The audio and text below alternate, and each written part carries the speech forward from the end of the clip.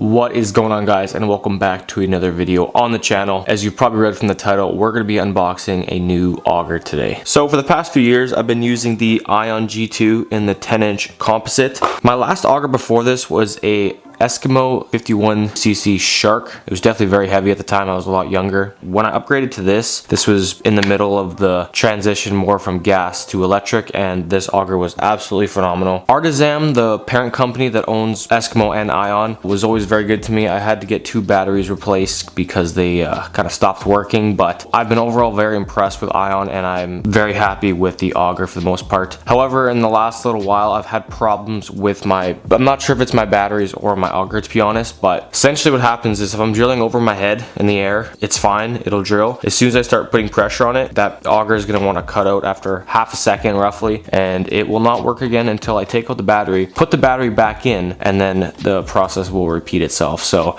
I do need to figure out something with this. I'm probably going to look into getting it fixed. I already emailed Ion, but in the meantime, I feel like I'm in a good period here that it's kind of worth the upgrade. So as you probably read from the title, we're going to be unboxing the Strikemaster Maven today.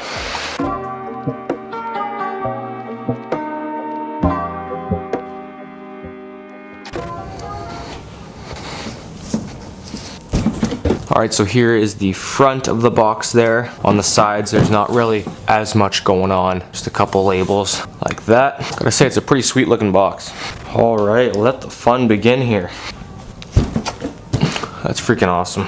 Trying to open this as slowly as I can. I don't want to totally ruin the box quite yet. Alright, so I don't know if you can see that, but that is what the box looks like on the inside there. Nicely packed. Alright, first thing is first, we have the flight here. So this is the 10-inch flight. And on the bottom, this is the magnetic snap. This is honestly one of the things I'm not too sure about completely yet, because I definitely get ice buildup on the bottom of the auger, and I'm not sure how well it'll snap back in. So that'll be interesting when it play out. But as far as having the actual flight stand up on its own, that's a nice little feature if you're on pretty flat ice. And just the fact that you can quickly put it on and off, you don't have to get down your hands and knees with that cable that's always breaking. So very nice with that. Comparing to the Ion, the bottom parts of the actual flight, it's got all this patterning here, which is pretty interesting. And on the top there, taped on, we have our Allen key. I will say the connection here from the auger head to the flight, way bigger bolt than on my G2. And it definitely just feels, I feel like it's a lot more sturdy and well made personally. Feels like a good quality. Yeah, I have not played around with the snap cover too much, to be honest with you. As far as the blades go on this, they are the more ice blades, which are probably the best blades ever made. One thing that's very nice too with these now, as opposed to the original 40 volt, is that these are straight blades where the last ones were curved. So it's definitely a lot easier to find someone who can sharpen them, because buying a new set of blades every time is not the way to go if you ask me. But yeah, it looks good to me there. The slightest alignment off can cause a world of problems. So don't think I'm going to break my arm drilling this for the first time. So that's nice. And yeah, in the next little while, I'm definitely going to get more familiar with the snap cover, but until then, it'll be a learning curve, but that's pretty sick. And the final thing is just this box here.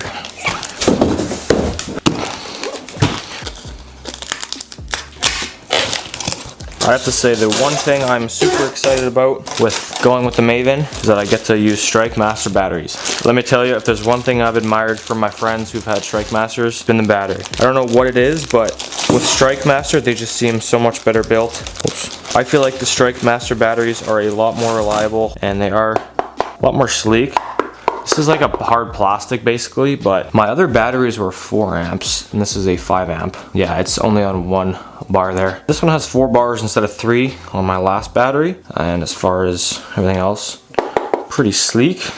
So in comparison, this is my G2 battery, and they're fairly similar. This one's a little bit more slender, this Ion one's a little bit more wide. And yeah, this one has the bars on a different spot here. So, and then looking at the terminals on each, fairly similar. But yeah, the best way to describe it is that the Ion one is kind of like a hard rubber, whereas with the Strikemaster, same thing with this black part. It's the same material I would say as this, but everywhere else is like a hard plastic. I'm liking that. Let's grab the other one here. So those are the two batteries there. This one is a 5 amp, which is gonna be your main battery, and this second one here is a 4 amp. You're gonna probably use this one more for the most part. On my other ion batteries, I labeled them 1, 2, 3, A and B, just so I could tell them apart. But that is actually nice on these batteries, so I can just look at the front and tell the 5 amp versus the 4 amp and differentiate the two. And yeah, one of them is basically dead.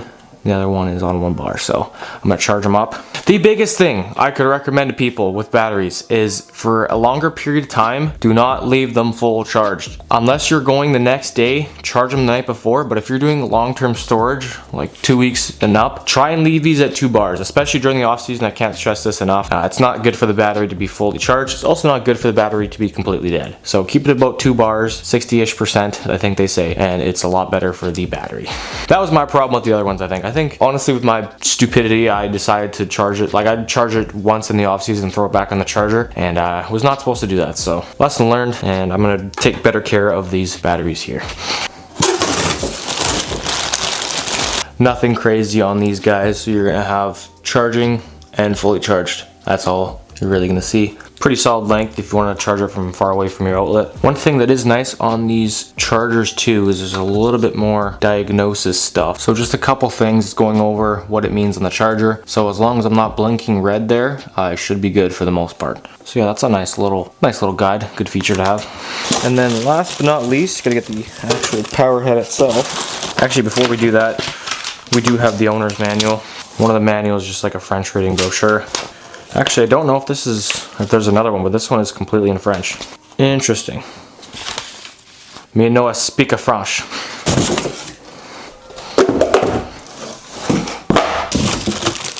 Yeah, well, that's it for the box. I'm actually really surprised that there wasn't a brochure in English. That's kind of annoying, but anyway. Then we got the power head here. One of the things I will say with Strikemaster is they got it right the first time. Their first 40 volt that they released was an absolutely amazing auger, still is. The only thing is though, with the Alpha and the newer augers like that, the 40 volt was on the slower side for sure. So I think it was a very good idea to upgrade to the Maven because, I mean, they did it right the first time. Now they got to come up with something that's going to compete with the competitor. And I have used this before and it definitely drills very nicely, so can't lie. Alright guys, this is my first impressions of the Strikemaster Maven 10-inch composite auger. Let's drill a hole. Alright, 3, 2, 1.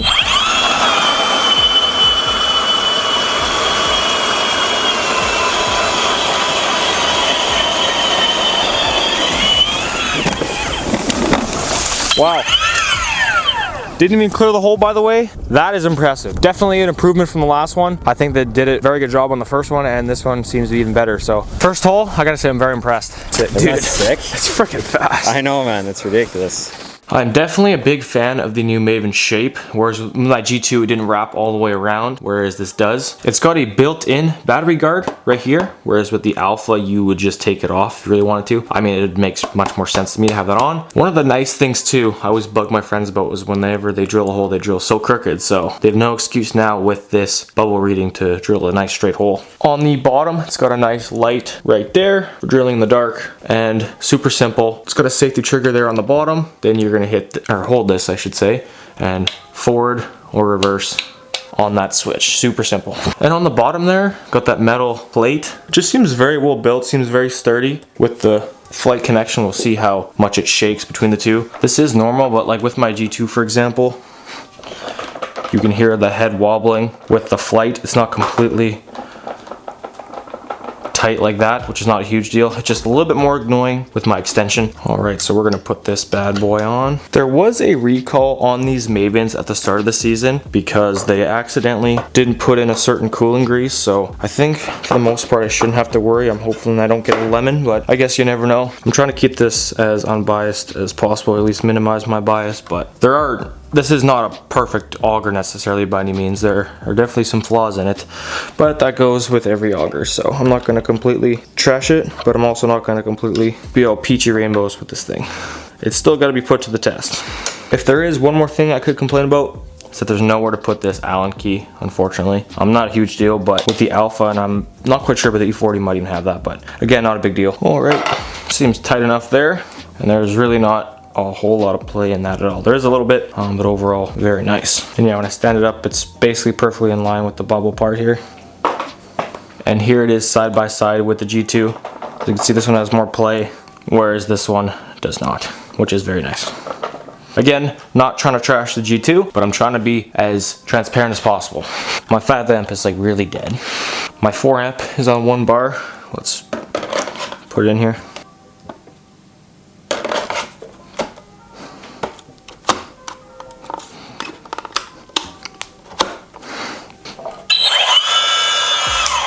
There she is there. It doesn't come to an abrupt stop like my G2 does. I'm gonna see if I can display that here. That is, we mentioned, a super bright light.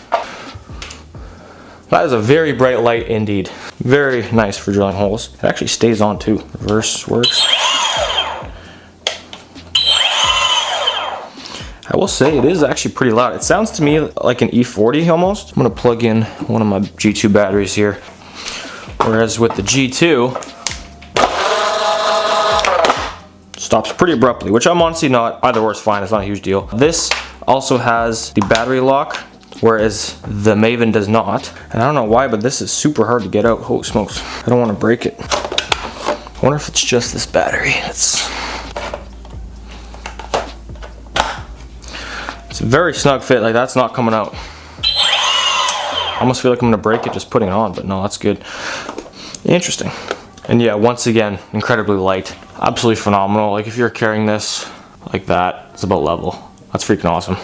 Again, this is just an unboxing. This is not really a review. I'm not giving you specs. I believe the 10 inch is about 15.5 pounds and then the 8 inch is about a pound less, something like that. And then as far as inches, they always test it on 16 inches of ice. I want to say, yeah, I honestly don't even want to do it injustice. I can't remember how many inches you're supposed to get per charge, but you're going to get more with an 8. The big thing for me with a 10 is that it is completely versatile. On Lake Winnipeg, I like to have the bigger hole. I don't really care if they can turn around. I can also go for pike, lake trout, everything with this thing, and I can't necessarily do that with an 8 inch. So it's also easier too if I'm really feeling like a bad boy that day, if you fish in the same hole as your Megalive, but that only rarely happens. So yeah, the 10 inches I'm very happy with, and so far this is looking like a pretty sweet auger.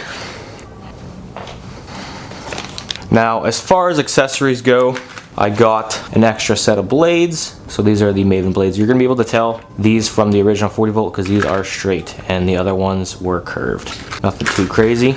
And then with the extension, you can tell again from the 40 volt original one because this is a hex shape. So it says hex auger extension, doesn't necessarily say Maven, whereas the original one is completely rounded. So with the 12, the next one up was from Arc Lab. I could get a 22 inch, but this is my 18 inch for my Ion, and just to kind of roughly show the difference here, that's the big difference. So it's basically reading to the top of here for this one, because this part's going to be in the actual rest of the auger, to this. So from there to there, it's that much difference. It's not going to be huge. I think a 22 inch is honestly too long even for Lake Winnipeg. It's not going to be as nice to lug around. Might have to move some snow around me before I even start drilling, because a 12 inch might be sketchy in the middle of Lake Winnipeg in the colder months, but I'll have to deal with it.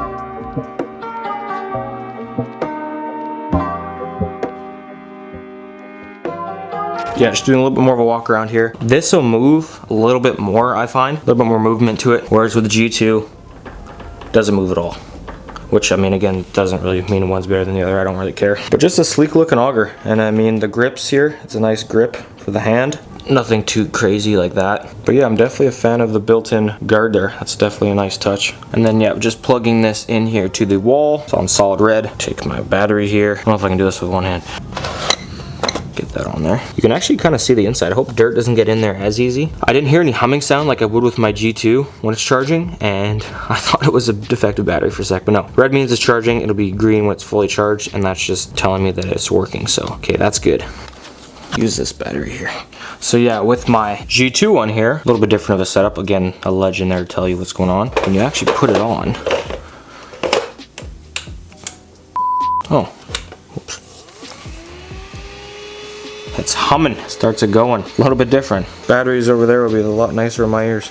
Once again, guys, I'm not trying to be too picky on either auger. I'm just trying to be as unbiased as possible and show the cons and pros to each. Couple small things that I wish were a little different on this auger, but for the most part, out of the box, it seems absolutely phenomenal. I've drilled a hole or two with it already, so I know it cuts really nicely, and I definitely am excited to use it on the big windy for some greenback walleyes. I'm not sure if I'm going to do a 1-year update on it and see how I feel then, but for the most part, I'm just hoping to get this video up there, show my perspective on it and just bring hopefully another angle to what this has to offer. Thank you guys so much for watching. If you guys want to buy one, I'm going to leave a link in the description. I'm Nathan Blank and I'm signing out. Peace.